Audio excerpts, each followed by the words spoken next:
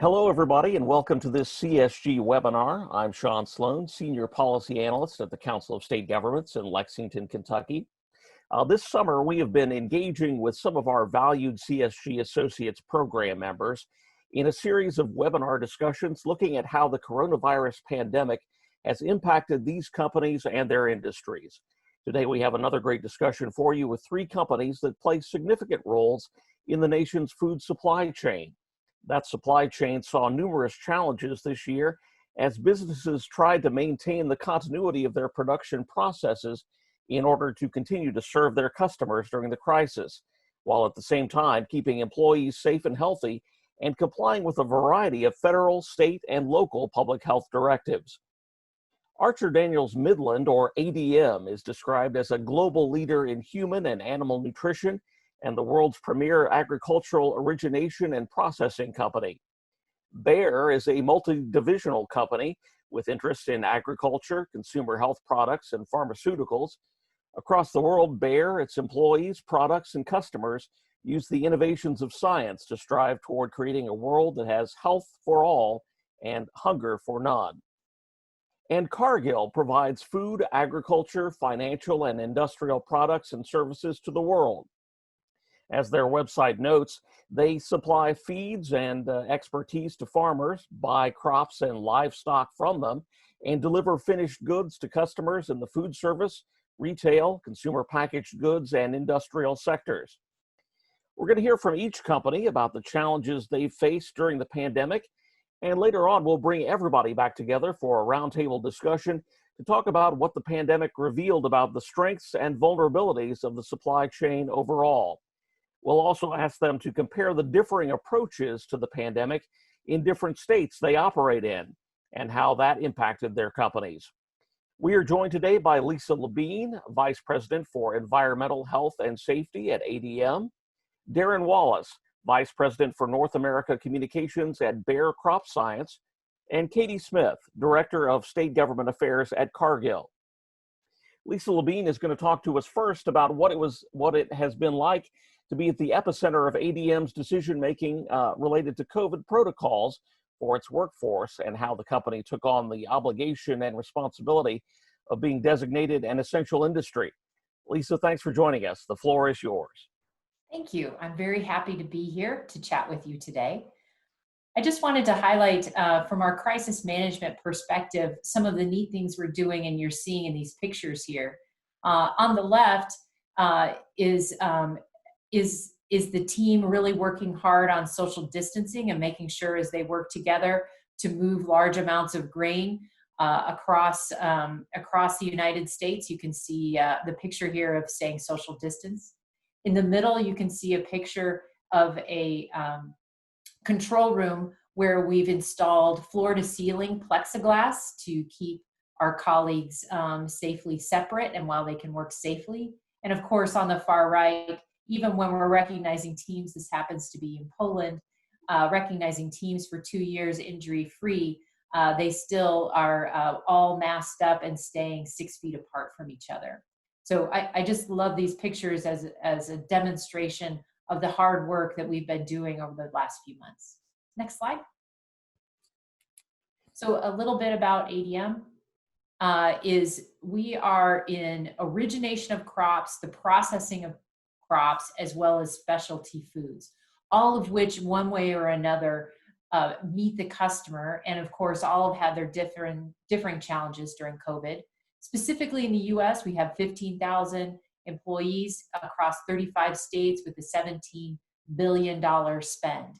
And as you can see here, we are touching from rail to ship to truck, as well as touching the consumer directly with flour and then sending flour, for example, starches and sweeteners to customers that then make the final products that make it out to the consumer, as well as then specialty nutrition products such as animal and pet treats, for example. Next slide.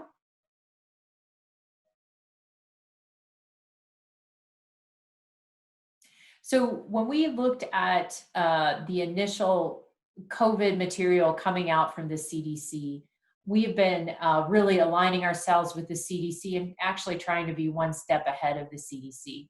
So you'll see a couple things on this slide that maybe is above and beyond what the CDC does. But as an example, we have been quarantining anyone with a positive test and then following the CDC guidelines for when they return to work, 10 days since start of illness, 72 hours fever-free. So we've been aligned with that.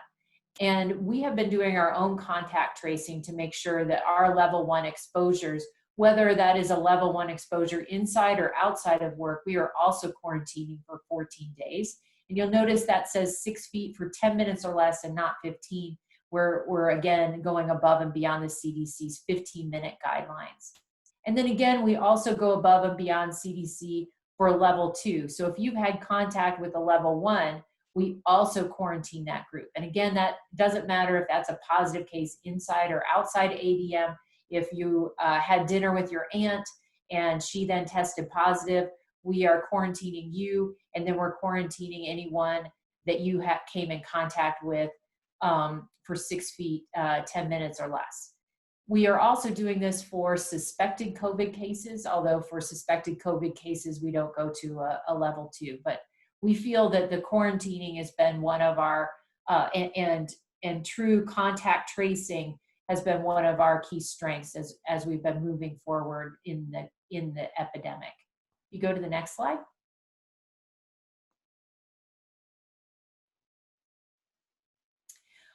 However, early in the epidemic, we did have our share of trouble. So this is in April with a plant I'm calling Plant Alpha, where we had one positive maintenance COVID colleague who had contact with 2 supervisors in his level 1 circle. By the time we did the level 1 and level 2 circle contact tracing, we ended up with 87 people in quarantine. And that impacted plant productivity. We were still able to produce effectively and efficiently, but it was not a situation we wanted to repeat. That plant happened to be a very large plant with about 500 colleagues total, so 87 was quite a hit. All in all, from the outcome of that event, 9 colleagues, including the original positive colleague, tested positive, but no one outside of those level 1, level 2 circles tested positive. The point was also that this state had not yet implemented the stay-at-home orders. And we believe the lax off-work behaviors contributed to poor social distancing inside of work. At that point, we considered this event a wake-up call and had a global leader call to action. And we have been able to significantly improve our social distancing behaviors. Now we average, in general, only 1 to 2 colleagues in quarantine per positive case. So we really feel that we have made a huge improvement in understanding and expectations of our employees. Next slide.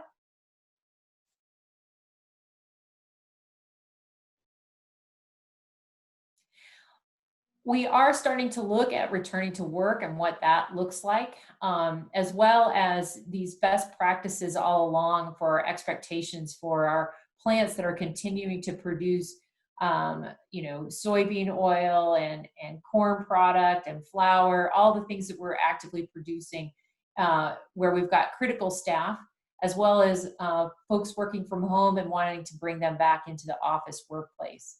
So we built a pretty intensive facility risk assessment and training protocols for all of our facilities to make sure that they are demonstrating the right behaviors now and in the future as they bring folks back, with our particularly our expectation of separation of workspaces, mask requirements, and truly onboarding training for folks who have been working from home and maybe not really living the COVID like our operations plants have been living it this entire time. We kind of have to train them to bring them up to speed so their behavior matches those who are already working. Next slide.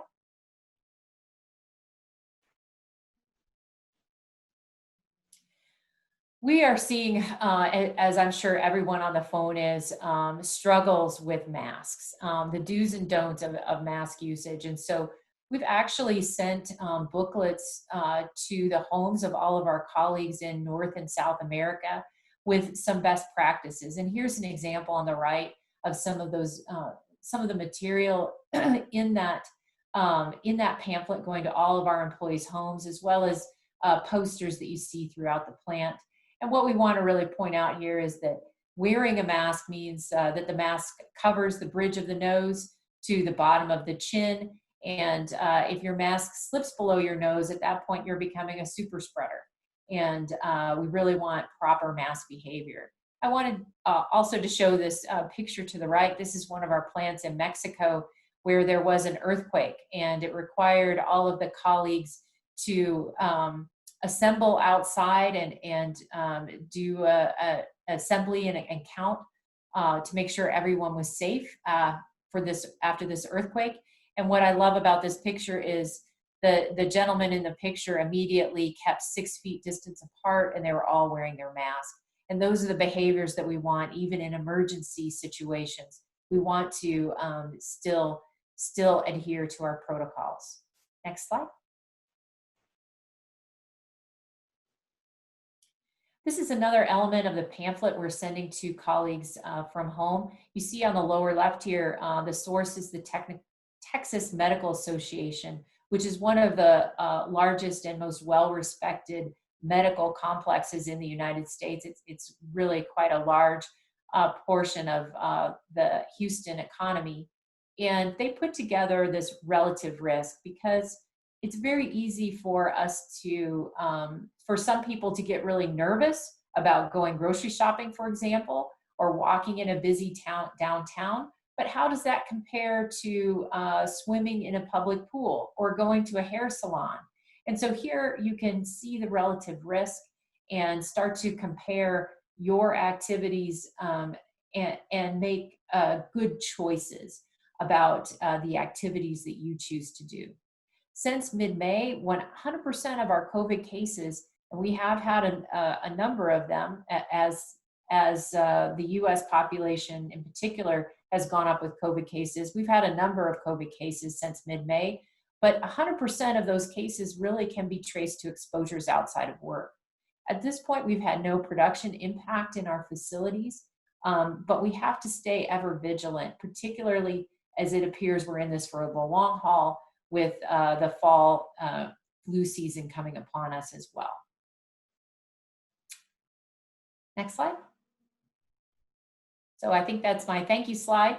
So thank you very much, and I look forward to our Q&A later. Thank you, Lisa. I want to turn now to Darren Wallace, Vice President for North America Communications at Bayer Crop Science. Darren, what can you tell us about the supply chain challenges that Bayer has faced during the pandemic? Well, thank you very much for having me today, and thanks to the other panelists as well. Similar to what ADM presented, we started very early, focusing predominantly on our customers, or exclusively on our customers. So early on in the early days of COVID, we were working very hard to make sure that our products were in place at a critical time during planting. And the good news is we were very well in place with our retail and distribution partners, and we had these valuable tools in place for growers so that planting could continue and accelerate. As we looked at maintaining this critical supply, we put in place many activities, and some of these will sound very similar. So I'll just try to focus on the ones where we may have had some differentiation from our other panelists today. We too have adopted more stringent guidelines than the CDC's, and masks and social distancing are always a discussion.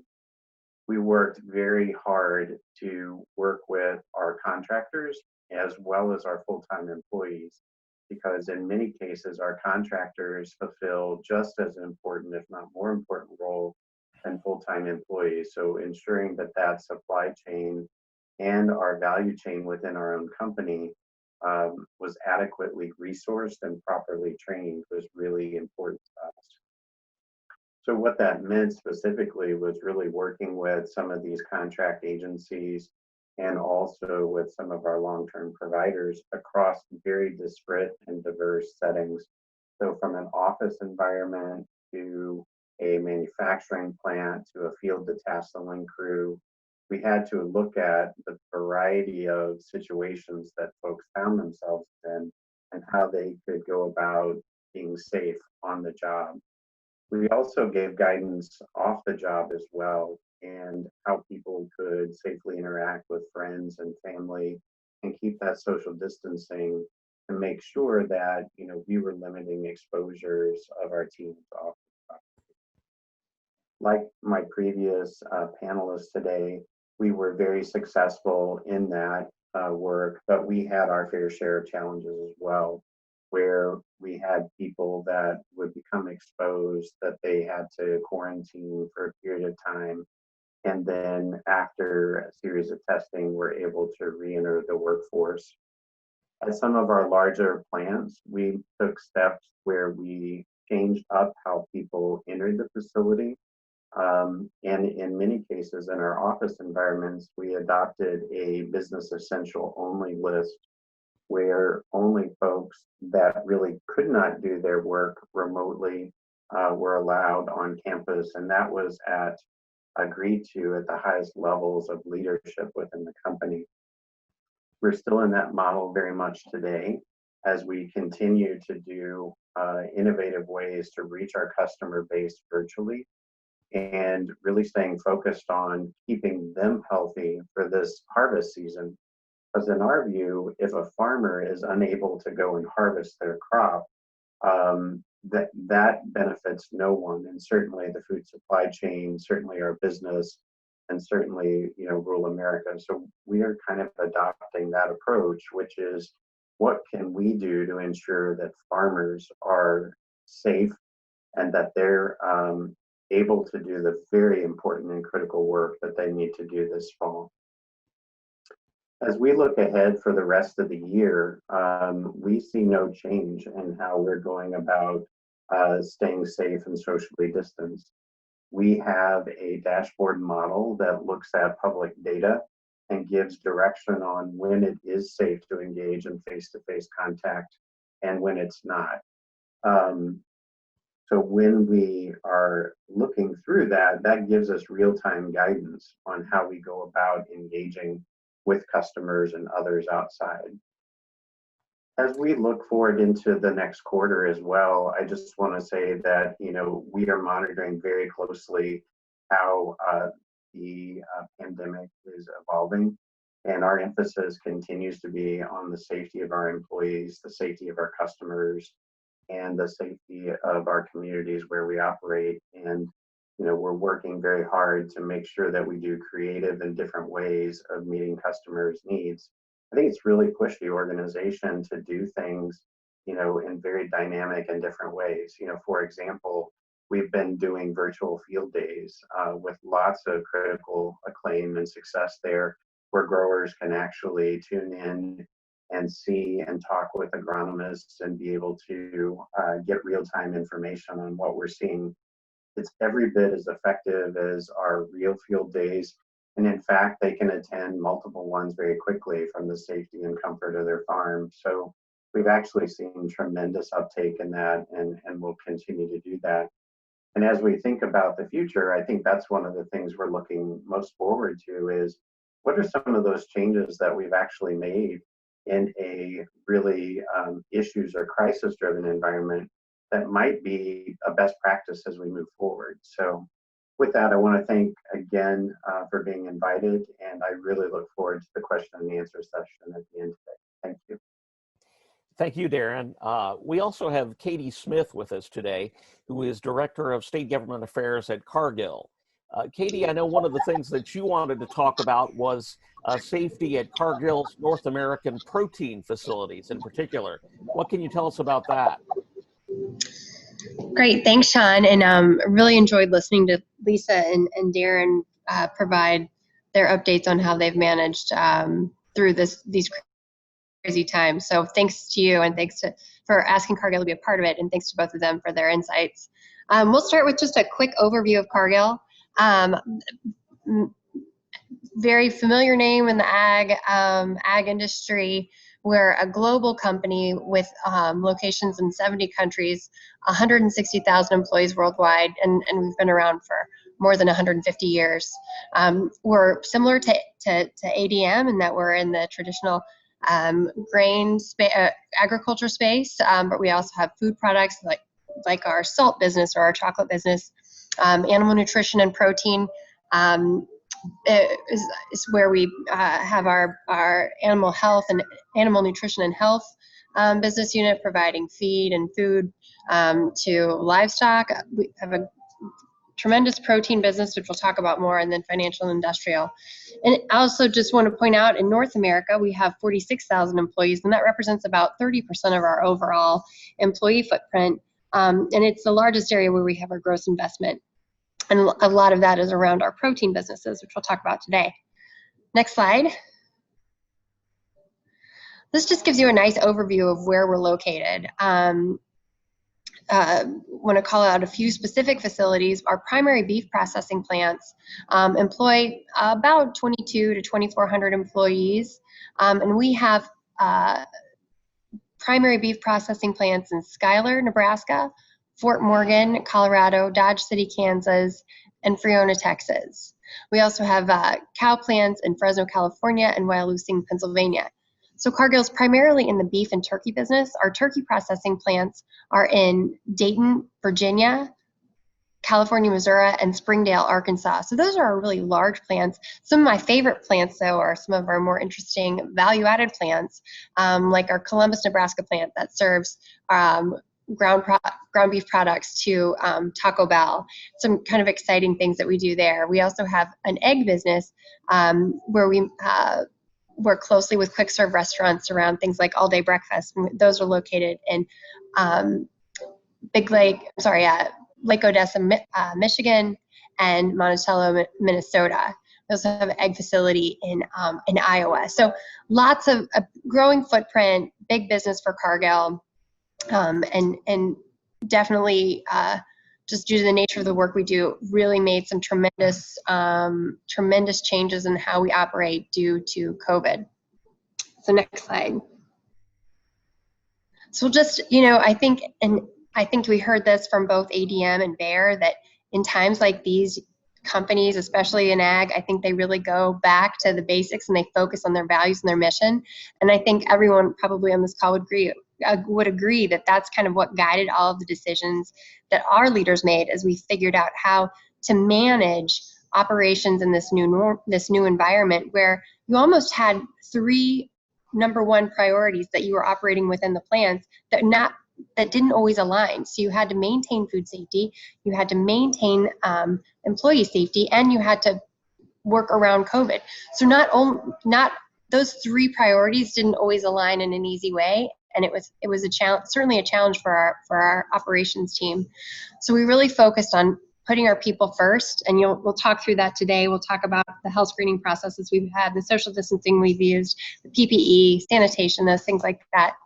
We were also really customer focused, because Cargill's customers aren't just the end consumers that you guys may be familiar with, but they're, everyone from farmers, producers, retail stores, restaurants. So how did we continue to meet our customers' needs through all of this, especially when it was really dramatically changing overnight? And then performance driven, we really just want to be there for the communities where we operate and where we the full customer chain that we work with. So we'll go through that today. Next slide. So again, everything we did throughout this process was really prioritizing the health and safety of our employees. And we started managing COVID in January at some of our facilities in Asia. So we were very early trying to get ahead of it in the US and in North America. Next slide. Next slide. Oh, there we go. So first and foremost, we started with, let's just we need to do everything we can to encourage our employees who are not well to stay home. So that started with very early active screening. So asking questions before people even got into the plant. And those evolved over time. Those were consistent with, as Lisa said, consistent with CDC guidelines, but even exceeded those to address sort of local challenges, especially in areas where we had facilities that were in rural areas, but near big cities. So those questions evolved over time, always again meeting or exceeding CDC guidelines. Like everyone, temp screening came very early, very quick. All employees before they could enter the plant were temperature screened. And then, just to demonstrate how things evolved throughout this process, we started doing temperature screenings just as employees arrived, but that evolved to this virus could come on so quickly. We started implementing a second round of temperature screenings as employees were leaving the break room and going back to the floor, so that if somebody popped a fever during the first part of their shift, we were able to say, oh, you need to go home, and we need to quarantine others whom you may have come in contact with. So we've really tried to use temperature screening and other tools to help identify employees who may not be feeling well and help keep our operations moving. So the other thing that this image shows is we had to build out, and I think probably everyone on the call probably did something similar. We had to build out a screening area that wasn't part of our existing asset footprint. So butler buildings, trailers, all those things, tents, you'll see some pictures here in a minute, were added to the exterior of our plant so that we had an area where we could screen everyone before they came into the plant. And we'll go to the next slide. And of course you get the PPE here. This is like Lisa shared with ADM. We tried to use really, really simple visuals to help address the screening. So our workforce is very diverse, and in some plants there are lots of different languages being spoken. So we wanted to make it really, really simple for our employees to understand the questions. And then we also helped work with NGOs in the community to spread some of these messages in these very simple terms around social distancing and shelter in place if needed, and those type of things. So really trying to keep it in terms that were very easy to understand, both in images and in words. So next slide. So our plants, and we'll get to a couple of photos as well, but our plants, we really worked hard to retool our facilities so that we provided space between employees where it was reworked the way plants operated. We grouped people together so that you'd be working with the same team as you worked throughout your shift, trying to limit the interaction with broadly throughout the plants.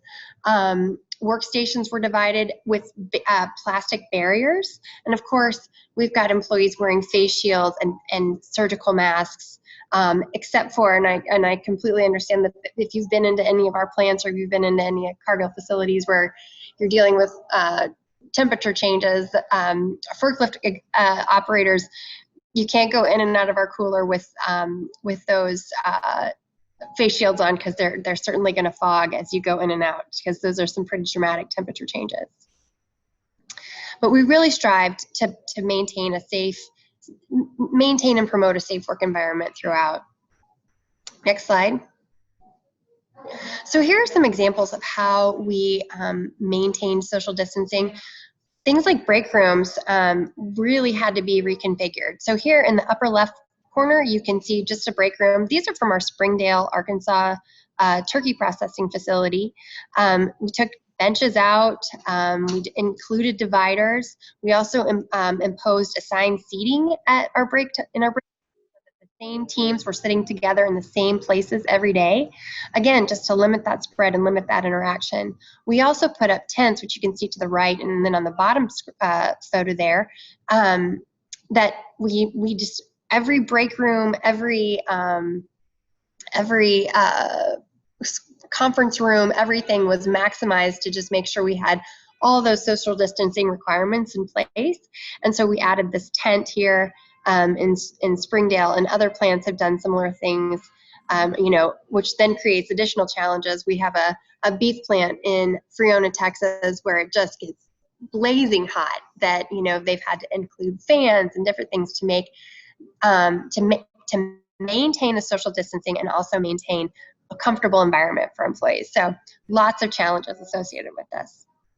Then if you'll go to the next slide, this is also from our Springdale plant, and this is just an example of the plastic dividers. You can see this is from our fabrication floor where we're processing the turkey into different products that will ultimately go to consumers. And so you can see there on the right, we've got plastic dividers in between employees, but at the same time, we spread out employees so that people are working potentially across and diagonal from each other versus shoulder to shoulder where we can. That's not always possible, so those plastic dividers are critically important. Again, this is another area where we grouped employees together so they stay together throughout the workday versus rotating around to different areas of the plant in some cases. And of course, in addition to all of this, our sanitation has dramatically increased to include everything from like most all of our plants have hired additional up 2 or more additional employees to do just sanitation in high contact areas like handrails, break rooms, door handles, things like that, not to mention the high levels sanitation processes that we do, ongoing new processes with fogging in different areas to really, really intensify the sanitation around our plants to that's necessary within a COVID environment. So next slide. So throughout all this, we were working to work with our customers. So that means customers throughout the food chain. And of course, overnight, everything changed and how we worked with customers really shifted. So we can go to the next slide. So again, overnight, everything changed. When you think about the protein sector, there are kind of 3 traditional channels where we market our product through. It's through export markets, through food service, and then of course through retail, grocery stores. Essentially overnight, retail markets went bananas, while food service and export markets essentially, deteriorated, vanished for our products. So we couldn't. It's not the supply chain doesn't work. You can't flip a switch and just start shifting things into food service. There's a process and packaging that needs to be adjusted, and transportation and logistics and all those things need to be addressed. And food service typically their demands are different than say retail. An accomplished chef can do some amazing things with a skirt steak that if I tried to do at home, it doesn't quite translate. So that product demand was dramatically different. And so how did we shift what had traditionally gone to customers that had high volume, large scale packaging to a retail situation where it was more smaller packaging size, different cuts, different demand profile. So we really tried to optimize the assets that we had. So we really took a hard look at all the Cargill protein facilities and really said, okay, we can do different things out of this plant. We started sending things directly to grocery stores from some of our beef processing plants, whereas before it would have gone to further processing. So really optimizing our packaging and our asset footprint to address the pressures on the market. We also evaluated all the different offerings we had. So all the SKUs, we didn't, did we need a 70-30 blend as well as an 80-20 and a 90-10? Okay, 50% of the ground beef or 50% of the beef in the US is consumed as ground beef. How can we maximize our ground beef output? So all these changes were happening at the same time. Customer behavior was really dramatically changing. So hoarding very early on, people were filling their freezers. They were buying, not just for today, but for the next 2 weeks. And so that only added pressure to the market. So you had, sort of overall operational changes coupled with changes in consumer behavior. I mean, it was a pretty wild time there early on. we're continuing to see shifts in the market, and I think that will happen until all the restrictions are lifted around, restaurants, schools, travel, all those things come back to normal, which I hope at some point they do. Then we'll see some of that market structure shift back to what we'd seen pre-COVID, but it's still very fluid. But we are seeing some resurgence within food service as they're I think getting more attuned with customers and how they want, how they, what they feel comfortable with, and how to provide curbside dining. Some of our consumer insights say that 60% of Americans still don't feel comfortable dining out. So we're now working with retail customers and even some food service customers to provide quick serve or heat and serve meals that they can prepare at home. So really changing how we work with our customers to meet end consumer needs. So next slide. And, throughout this, Cargill's really been responding globally. And so we've committed $35 million for a global COVID relief effort. And we've really focused that giving around food insecurity and really focusing on working with our existing NGO partners to address food insecurity, especially within vulnerable populations that may have relied on schools or other institutions for some of their basic nutritional needs. So Cargill's probably like every other company working on the call, working to give back to the communities where we operate. And that is a good overview of what we've done to address employee safety and how we've worked with our customers in the protein business within Cargill. I look forward to the Q&A. Great, thank you, Katie. Let's bring Lisa from ADM and Darren from Bayer back into the conversation. I want to ask all of you first, what do you think the pandemic revealed about the strengths, but also any vulnerabilities in the nation's food supply chain overall? Sean, I can share something that maybe folks wouldn't think about, is that we move quite a bit of food on across our rivers. Very many farmers will bring their product to the silos, and we transfer those to barges and move those up and down the Mississippi and Missouri and Ohio rivers.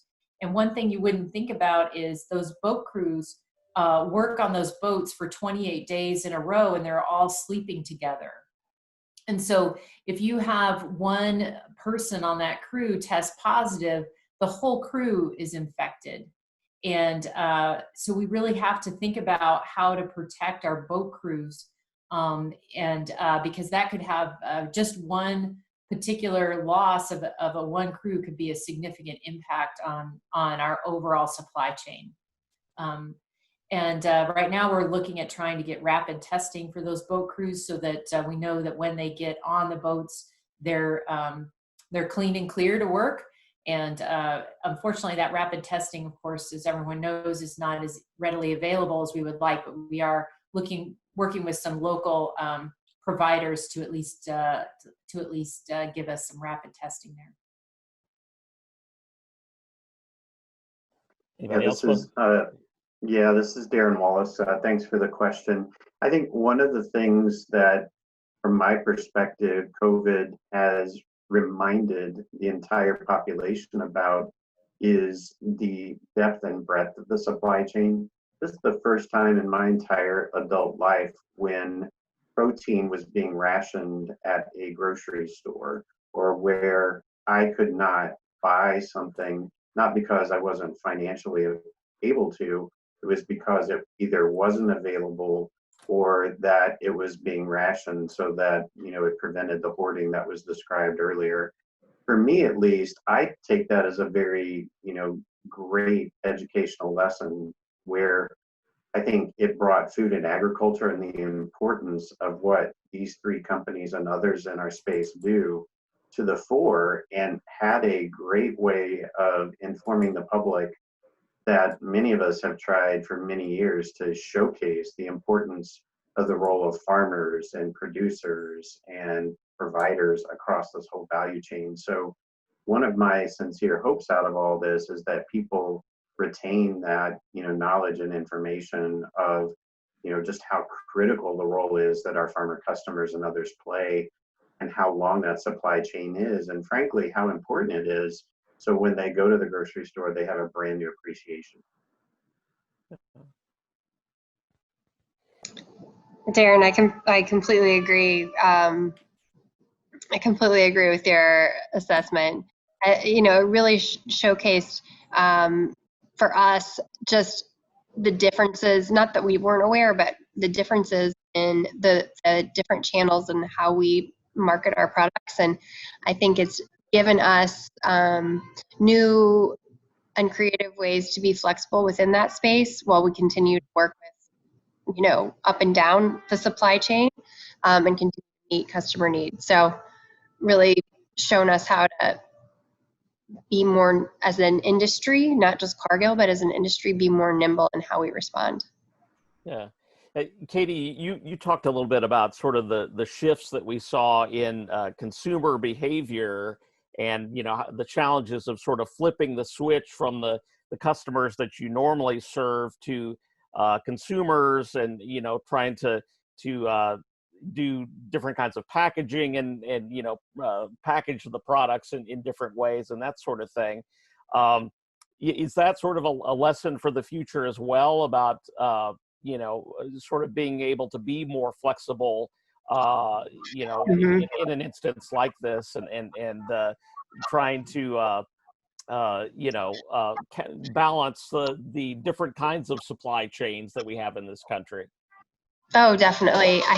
Definitely. And I think it also pointed out, as Lisa touched on, like just bottlenecks within transportation structures. So, we all saw empty grocery store shelves, but at no point was there ever a food shortage. Just the food wasn't where it needed to be at the right moment, because, we had at the same time food service customers that were trying to figure out how to move product. So some of those challenges that we saw, especially early on, were really just around logistics and how we get product from where it is today to where it needs to be. So greater flexibility around overall product offering, and then also how we get products to customers. I think it's also given us an opportunity as Cargill, as a protein company, to provide some new ways to work with food with retail outlets. So we started doing like the sliced deli meats at our plant and packaging them as sliced deli meats, because it was less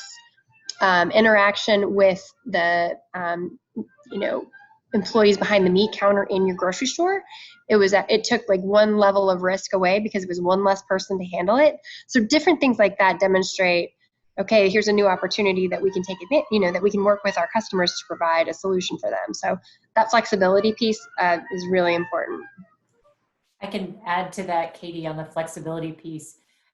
As we stopped going to restaurants, bread usage out of restaurants, or industrial bread demand, went down, but everyone started baking bread at home. And our flour mills, make flour in 5, 10, 20, and 50-pound packs. And we were running absolutely full out in those 5 and 10-pound packs. And a customer would come to us and we would say, well, we're trying to push as much in the smaller packages as we could. But one customer came to us and we said, all we've got is 20-pound packages. Will you take it? And their answer was yes, definitely. And we definitely had to adjust our commercial groups to really focus on, for example, Costco, and making sure that we could keep Costco full of flour. So there definitely was some adjustment both in the plants and the commercial group to adjust to how consumers were, eating bread, for example. Yes, this is Darren. I just wanted to add on what I think so terrific about both of the examples that were brought forward here is that it was all about safety of people. And the real star in all of this has been the safety of our product food supply chain. because I think that's what's really on stage in an odd way too, is that people are looking about, as was said earlier, it's the logistics of how you get it there. People are not questioning the safety of our food supply. And again, I just think what a tremendous learning opportunity for the American public that can really appreciate how incredibly safe the American food supply is. And in other parts of the world, not as great. But for here in the United States, I find that, really gratifying that hopefully this will be a great kind of lesson learned after the fact. Yeah. Your companies, as you all mentioned, have various different kinds of operations and facilities in different states.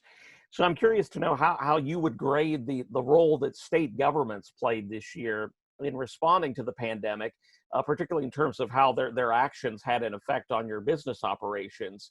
And what did you see in terms of the differing approaches taken by state and local governments to public health concerns that had an impact on your operations?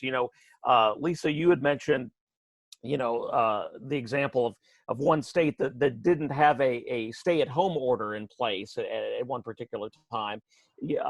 How was the differentiation among the states and the overall approach taken by state governments during all of this? I have to say that because state governments were all trying to do their very best with the very best information that they had, they came to different conclusions at different times.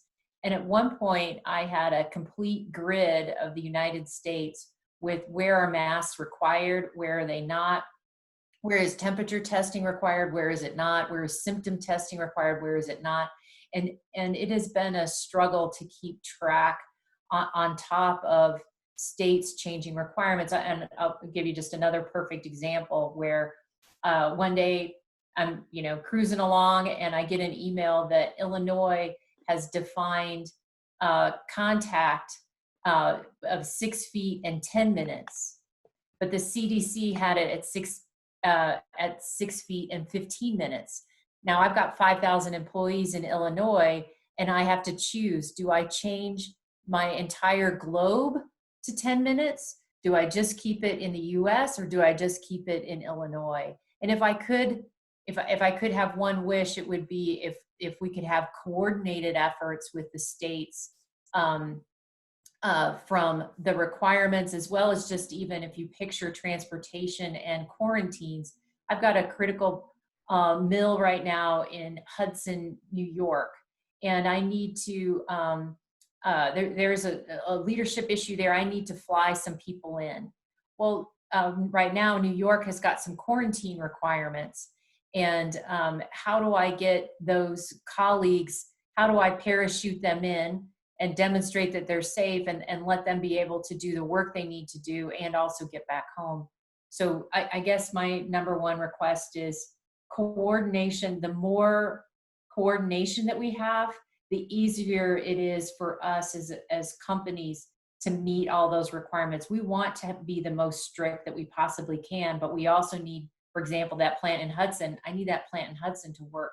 And I need that mill to mill flour and I need to do it safely. And sometimes doing it via a teleconference isn't the same. So I'll turn it over to Katie or Darren and see what you think about states coordination there. Yeah, I'll just chime in here. I think you hit the nail on the head. I think states, and in our case, I'm here in St. Louis County. Sometimes it's actually county weighing in as well. Everyone's doing their level best to keep people safe, and people are making different decisions at different times. What it's created for us as a business is how do you bring that consistency and clarity? And when you're operating, just as my fellow analysts are, in very different environments that cross, urban, suburban, and rural, and sometimes, different countries, it makes it quite challenging. Where we kind of focused was, trying to educate our employees and then our other contract workers, is that their guidance will always be more conservative than likely CDC guidance or even in some cases state and local guidance. But that the local guidance is the law, and then you're a Bear employee. So we worked very hard to make sure that we were never in conflict with that, but that, you know, we were doing our very best to establish what are the safety requirements in order to feel comfortable for you to go out as a Bear employee. And then what are those same kind of guidelines as you consider your personal life? And I think it was mentioned earlier, the dashboard that was created, at least within Bear, I think other companies had created a similar device, but it tried to take a very science-based approach of when you were safe to go out and do your business, and then also defining and working hard of what we define as a critical business activity, so that, you know, it gave people the comfort, confidence, and, you know, ability to make empowered decisions at a local level. Because the most important thing for us was that, you know, business continued and we were able to meet our customers' needs, but that had to be done in the safety of our employees and our customer base. I mean, this is Katie. I couldn't agree more with everything that Lisa and Darren said. You know, we operate in a number of different states, and I think for the most part, we saw a lot of partnership coming from the states. You know, of course, we prefer kind of one set of rules, and we I think, like everyone has said, we struggle when there are different or conflicting rules or guidelines at the local level that aren't consistent or don't match exactly what CDC says. So if they were all perfectly aligned, that'd be the best. But if we can't have that, I think what we had in some states was you know, just a really strong and open dialogue with state leaders, because we really do have a shared goal. We have a shared goal of maintaining a safe work environment and also providing safe and affordable food, especially during this time of, you know, uncertainty. So, in some states, we had really, really great partnerships that allowed us to work very closely with state government. Other states, it was more challenging. Right now in Virginia, their state OSHA has put out plans that are similar but slightly different to federal requirements. So now we're going back through to ensure that we're meeting or exceeding both of those, which are largely the same, but just enough nuanced language to make sure we're meeting both. Two sets of audits that would since we have a state and a federal, it's now we've got two standards that we're auditing against. So it would be a consistent federal approach makes it easiest to implement, but at the same time, just like Bear, we must meet or exceed federal, state, and even local requirements, because we want to provide the most safe workplace environment for our employees. Yeah, just to add on the partnership there, I think we've been partnering quite a bit with the state and local health departments. And generally, once we get on the phone and explain what we're trying to do, I think I see those health departments as beleaguered.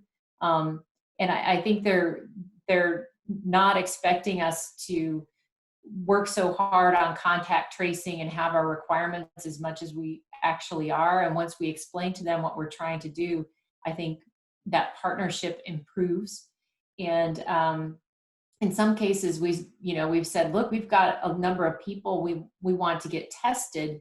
Can you help us accelerate getting them tested? We can't seem to get them, through the normal channels. And so asking and partnering for help with testing, I think, is one thing. I really want to give a shout out of appreciation to our state and local health departments.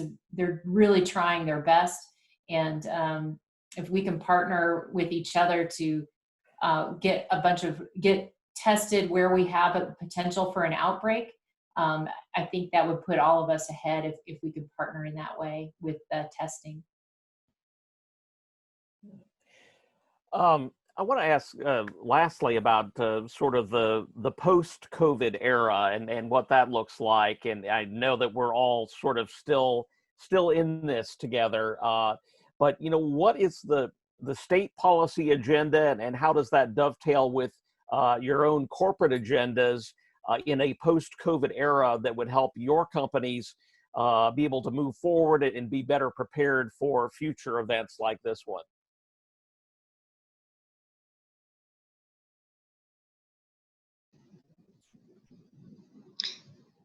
This is Katie. I can share a few thoughts. Just consistent. I think Cargill has always had an approach to working with government of just kind of give us clear and simple rules, and we'll work within that. But clear, consistent, and science-based approach to how we manage this is critical as we enter into the next phase. I think there are things that we're going to see. That will never, I don't think Cargill will ever stop temperature testing. I don't have the authority to say that, but I'd be surprised if at some point we stop temperature testing. So I think we're finding value in some of the new protocols we put in place. I think we're also going to continue to have a lot of really fully leverage the virtual aspects that I think people are becoming more and more comfortable with. So if we could just get clear and consistent guidelines and recommendations from government, that will help us continue to grow and recover from the uncertainty in the market. Yeah, Katie, I think you shared something very important there too. That I agree with everything you said. I would emphasize virtual, and we need to think about new ways of working. We are thinking about new ways of working of how we audit ourselves to minimize travel and visits and face-to-face interactions. And I would ask the same from a government inspection and authorities is think about how that the virtual things you've been doing internal to your work group, and how your external interactions can also be more virtual, I think is a new way of working that we all need to explore.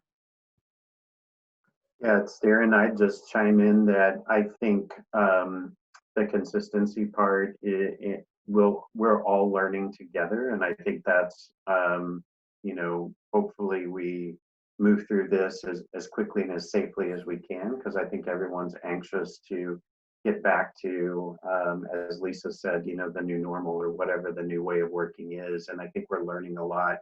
The one thing I guess I would offer up is that as we look at that kind of consistency approach, is that recognizing that certain parts of the country, just by their very nature, and it's certainly where we operate, are very different, more rural, more socially distanced to begin with. And so, how do we keep urban environments safe and suburban environments more highly populated? And at the same time, in our businesses, that we're able to have the flexibility and the freedom to be able to work, again, with the main order across all of this of keeping people safe and healthy, because that's the ultimate goal. But that would be my contribution here. Well, folks, we are just about out of time for today's webinar. I want to thank, again, all of our great guests for joining us. Thanks to all of our great CSG associates for bearing with us through these challenging times and for allowing us to engage in these kinds of conversations. While we aren't able to put you in the room with our members this year, we hope these webinars have allowed them to learn a little bit more about you and the issues you've been challenged by in 2020. This webinar is part of a series presented by the CSG Future of Work National Task Force, which will issue a national report and policy recommendations in December. We look forward to future conversations on these and other issues. For CSG, I'm Sean Sloan in Lexington. Stay safe and be well, everybody. So long.